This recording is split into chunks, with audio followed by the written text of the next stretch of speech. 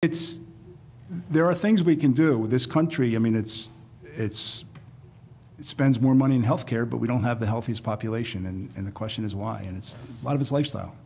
Now, prior to today, you and I had several discussions regarding this topic, and for ease of my understanding at least, you talked about having 3 separate boxes. Do you recall that? Yes, I do.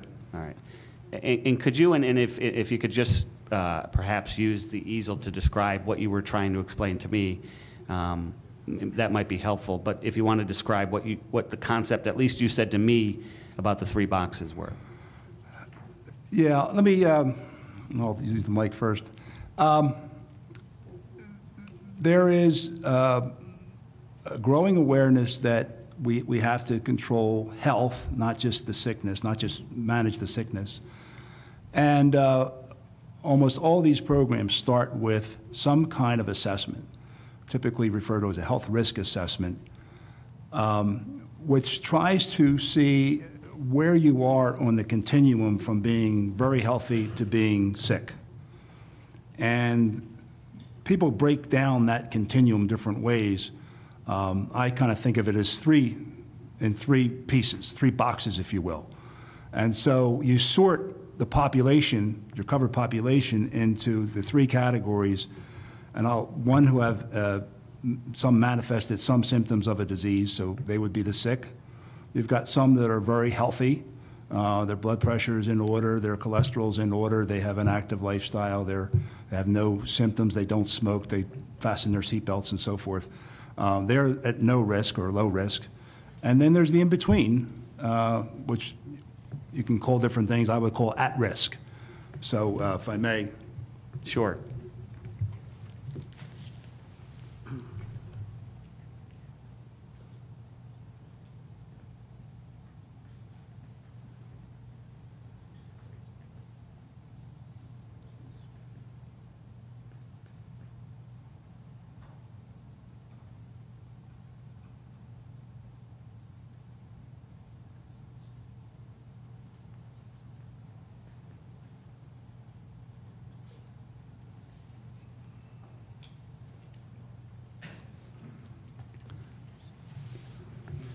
So again, I don't mean to insult anybody's intelligence, but there's the 3 boxes I was talking about. It's healthy, at risk, and disease.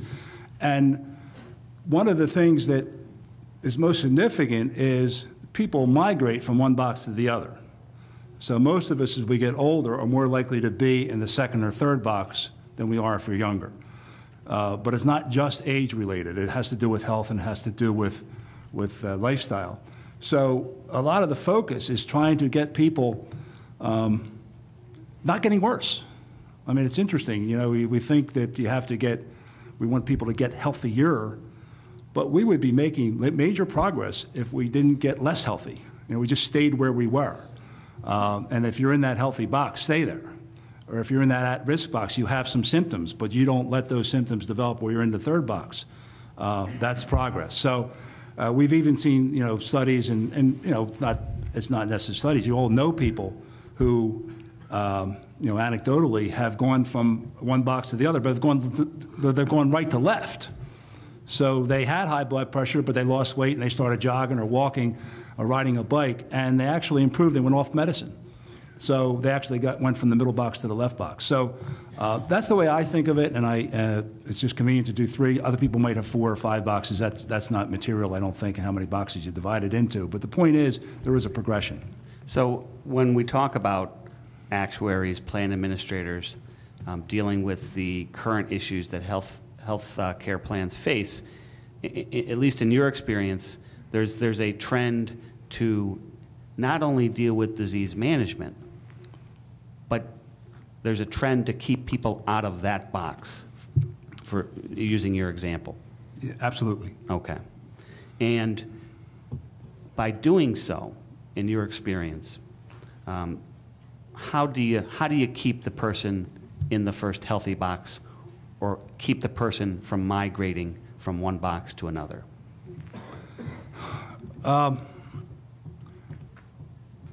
What you have to do, my judgment, is first of all make people aware of the issues, make people aware of this kind of concept, make people aware that their lifestyles are affecting their pocketbook, because at least in the world where I work in, even though there may or may not be a direct employee contribution, that the cost of health care going up as it has is affecting everybody. It's affecting unions' ability to negotiate wage increases. It's affecting everything in the pocketbook. And I think there's an awareness that has to be generated. There has to be education so people understand what the issues are. I mean, I had one friend of mine who was a retired Teamster president who we were talking about prescription drugs, and he says he has a really good program. His drugs cost $10 a script. And I said, well, what does your medicine cost? He said, $10. I said, no. How much is the pills? What's the cost of the medicine you're taking? He said, $10. He got very frustrated with me. He said, they give me the medicine, I give them $10. It cost me $10. So I said, let me say it another way. If you didn't have that little card that said, I'm a member of this plan, what would you have to pay for the medicine? And he said, I don't know. And then he kind of got sheepish on me and said, I should know, shouldn't I? And I said, absolutely. You should know what somebody is spending on your behalf. And he didn't know that. So sometimes it's even hard to find out. If you look at prescriptions, sometimes they don't show the price.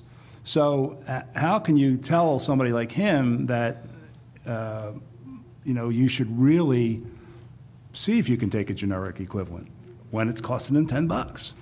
So if it cost him 10%, and what he was taking was $100 and he was paying $10, but he could take something for a generic for $20 and only have to pay $2, well, now he's aware, and he might actually self-select a cheaper program because it affects him. So, but that's lack of awareness. I mean, he was a good guy. He'd be willing to help out and do something cheaper as long as it was effective for him. I don't think his health is primary, but so I think the awareness is just not there. There's not that connection. So awareness, education, but the hardest thing is to actually change behavior, and that's where the efforts are now being addressed. Okay. So if I'm to understand you correctly, and to prevent an individual from moving from the healthy category to the at-risk category to the disease management category, the first step in the process is self-awareness of any problems that individual faces, and that's through education?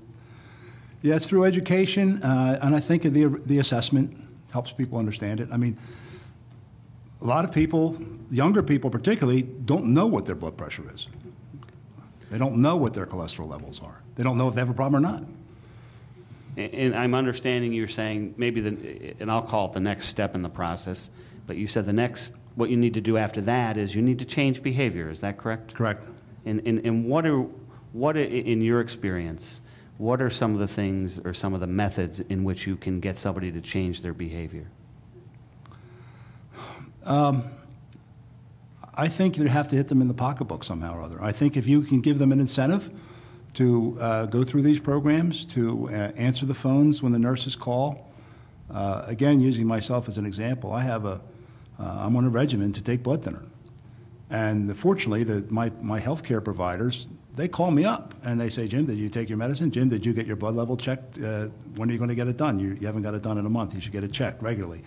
I like to think I would do it without that reminder, but it's certainly helpful. And so if you have people coaching you through a particular problem, I think that helps. But we need incentives, and I think something like the contributions relief that's here is an example of that. Let me ask you this. In your experience, by increasing perhaps doctor copays or deductibles, is that give somebody incentive?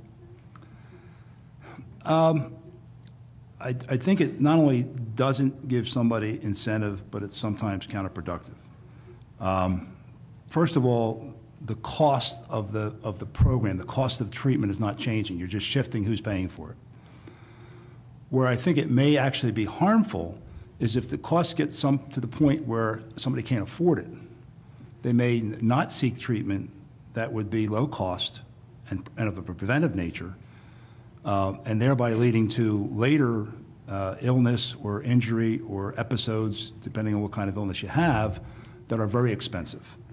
And in the healthcare reform that was enacted last year, there's an emphasis on having no charges for preventive medicine. Let's do the low-cost screenings. Let's do that kind of stuff, and not make a disincentive for people to do what they need to do. Typically, in a dental plan, you don't charge for cleaning and routine checkups. That's because that's a lot cheaper than taking care of teeth that have gone bad. So I think you have to be careful with the cost shifting in terms of controlling overall costs. Now, obviously, if one side is paying less, they're happy with the result because they're paying less. I found out when you're robbing Peter to pay Paul, you can always count on the full support of Paul.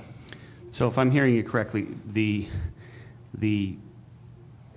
simply cost shifting without it being tied to anything else is not, in your experience, effective. That's correct. All right. Now, you have had an opportunity to look at one of the proposals of the PSCOA in regard to reducing the premium which an employee pays and tying that into the participation percentage of the overall H-1 bargaining unit. Have you had an opportunity to look at that? Yes, I have. Okay. So just to summarize it, we're proposing that a member would pay 1.5% if they're in the Get Healthy program, 3% if they're not in the Get Healthy program, and based on the percentage of members, that's a sliding scale downward.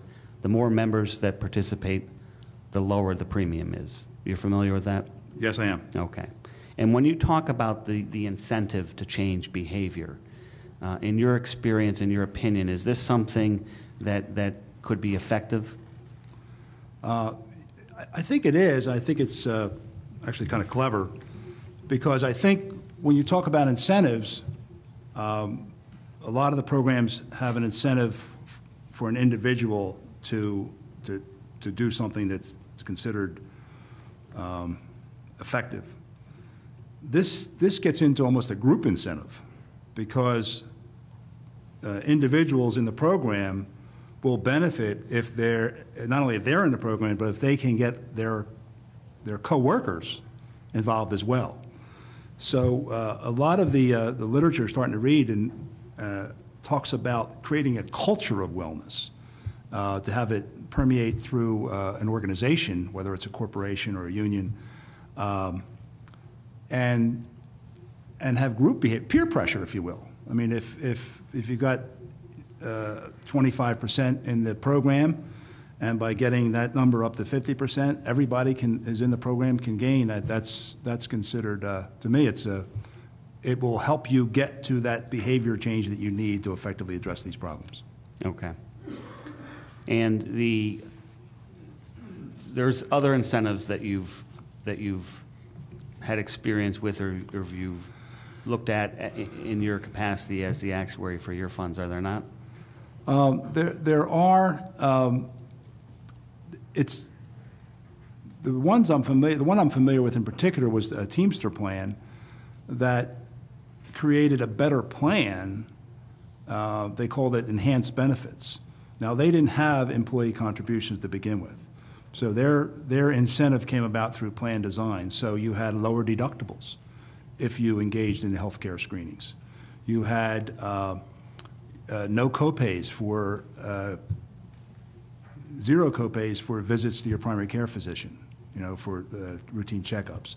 So you got a better benefit if you went into the program. So incentives can be, again, I think they're only limited by the imagination of the people trying to come up with ways. And I think we'll constantly see new ones. People are just trying to find ways to get behavior changes. So that's an example of having an enhanced benefit plan for people that are in the program? Correct. You also talked to me about hearing about even being so creative of having GPSs put on people. What was that all about? Yeah, there's a friend of mine marketing it. It's I think the company's called Global Fit, but they are marketing a device. I used to think of them as pedometers that measure how many steps you take in a day, but these are a little more sophisticated. They actually have GPS programs. And what they promote is create